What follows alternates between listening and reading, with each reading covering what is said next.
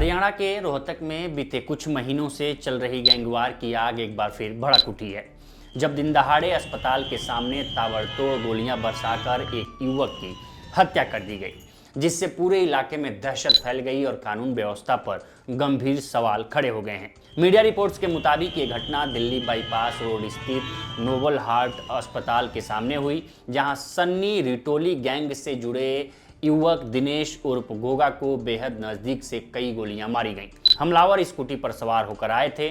उन्होंने गोगा को देखते ही अंधाधुंध फायरिंग शुरू कर दी और कुछ ही सेकंड में 20 से ज्यादा गोलियां दागकर उसे मौके पर ही मौत के घाट उतार दिया। इसके बाद वे आराम से फरार हो गए। बताया गया कि वारदात के समय सड़क पर आम आवाजाही थी, अस्पताल के बाहर लोग मौजूद थे और पास ही पुलिस और प्रशासनिक कार्यालय भी है। इसके बावजूद अपराधियों के हौसले इतने बुलंद थे कि उनमें किसी का डर नहीं था, ना पुलिस का ना प्रशासन का।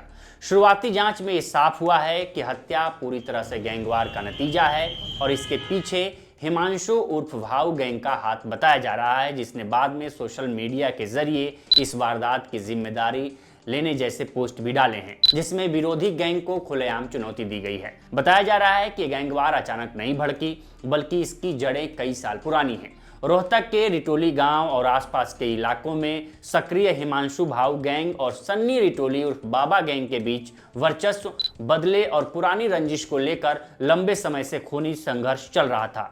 मीडिया रिपोर्ट्स के मुताबिक दोनों गैंग के बीच झगड़े की शुरुआत छोटे मोटे विवादों और स्थानीय दबदबे से शुरू हुई थी, जो धीरे धीरे रंगदारी, हथियारों की तस्करी, शराब ठेकों पर कब्जे और आपसी हमलों में बदल गई। बीते सालों में दोनों पक्षों से जुड़े कई लोगों की हत्या हो चुकी है, कई बार खुलेआम फायरिंग हुई है और आम लोग भी दहशत के साए में जीने को मजबूर हैं।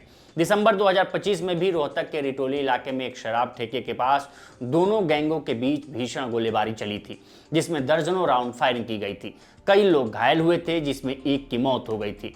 उस समय भी पुलिस ने इसे गैंगवार करार दिया था और कुछ आरोपियों की गिरफ्तारी की थी, लेकिन इसके बावजूद हिंसा का सिलसिला थमा नहीं है।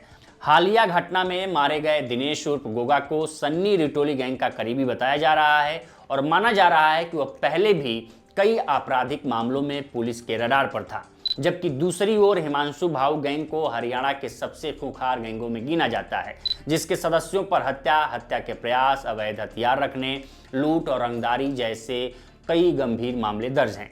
पुलिस अधिकारियों का कहना है कि यह वारदात पूरी तरह प्लान की गई थी। हमलावरों ने पहले से रेकी की, गोगा की मौजूदगी की पुष्टि की और फिर सही मौके पर हमला किया।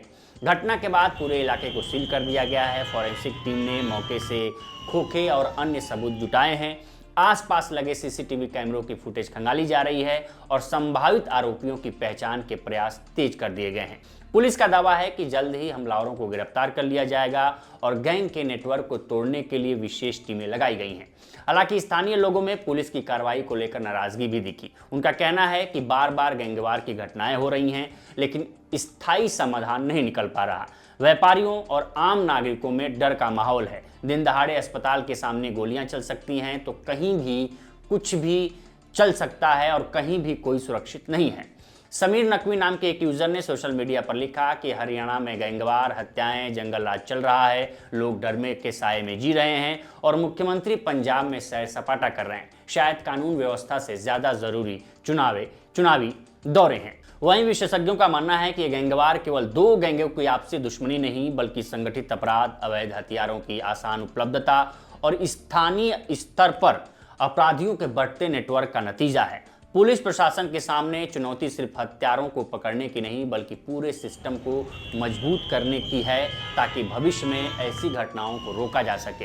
फिलहाल रोहतक में अतिरिक्त पुलिस बल तैनात कर दिया गया है। संवेदनशील इलाकों में गश्ती बढ़ा दी गई है और दोनों गैंगों से जुड़े संदिग्धों पर कड़ी नजर रखी जा रही है। लेकिन ये साफ है कि जब तक गैंगवार की जड़ों पर चोट नहीं की जाती, तब तक ऐसी सनसनीखेज वारदातें रुकने वाली नहीं है। तो फिलहाल इस रिपोर्ट में इतना ही। इस पर आपकी क्या राय है, हमें कमेंट सेक्शन में जरूर बताएं। बाकी देश दुनिया की तमाम खबरों के लिए बने रहें लोकमत टीवी के साथ।